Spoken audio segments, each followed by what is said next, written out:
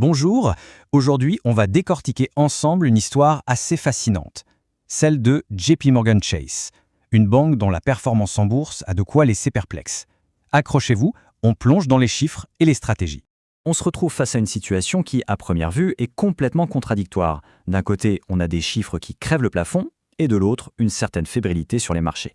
Alors, comment on explique ce grand écart? C'est ce qu'on va voir. Tout commence avec ce chiffre, 334,61 $. Le 6 janvier 2026, l'action de JP Morgan Chase a tout simplement pulvérisé son record historique. C'est un signal très fort qui montre une confiance quasi absolue de la part des investisseurs à ce moment-là. Et attention, ce n'est pas juste un pic isolé. Quand on regarde sur les 12 derniers mois, l'action a fait un bond de plus de 33%. C'est une croissance vraiment impressionnante, une dynamique très puissante qui a mis la banque sous le feu des projecteurs. Et c'est là que les choses se corsent. C'est le cœur du paradoxe.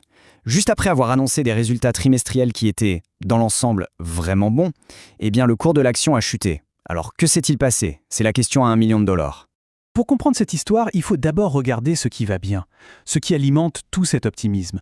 On va en quelque sorte ouvrir le capot pour voir les moteurs qui font tourner la machine JP Morgan. En gros, l'enthousiasme des investisseurs, il ne sort pas de nulle part. Il repose sur 3 piliers très solides. Des performances financières qui sont au rendez-vous, un modèle économique qui ne met pas tous ses œufs dans le même panier, et puis bien sûr le soutien des analystes. Les chiffres parlent d'eux-mêmes. Pour le dernier trimestre de 2025, la banque a dépassé les attentes avec un chiffre d'affaires de presque 47 milliards de dollars. C'est mieux que prévu et ça représente une croissance de 7% sur un an. Difficile de faire mieux, c'est un signe de très bonne santé. Et voilà l'une des clés de leur succès, la diversification. JP Morgan n'est pas dépendante d'un seul secteur, que ce soit la banque d'investissement, le trading, la gestion de patrimoine.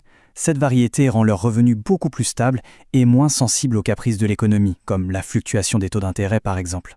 Évidemment, une telle performance, ça n'est pas passé inaperçu. Quand des analystes aussi respectés que ceux de Barclays revoient leurs objectifs à la hausse, ça envoie un signal extrêmement positif au marché. Ça vient conforter les investisseurs dans leurs idées que l'action a encore du potentiel. Bon, ça, c'était le côté ensoleillé de l'histoire. Mais toute médaille a son revers. Malgré ces résultats éclatants, il y a des zones d'ombre, des inquiétudes qui expliquent pourquoi le marché a un peu tiqué récemment. Et voici le dilemme présenté noir sur blanc. D'un côté, on a un chiffre d'affaires record, historique même, et de l'autre, un bénéfice net qui, lui, a baissé. C'est cette contradiction qui a jeté un froid et semé le doute. Alors pourquoi ce bénéfice a-t-il chuté de 7%? La raison est en fait très précise. Il s'agit d'une provision, une somme de 2,2 milliards de dollars qui a été mise de côté pour une raison bien particulière, l'acquisition du portefeuille de l'Apple Card.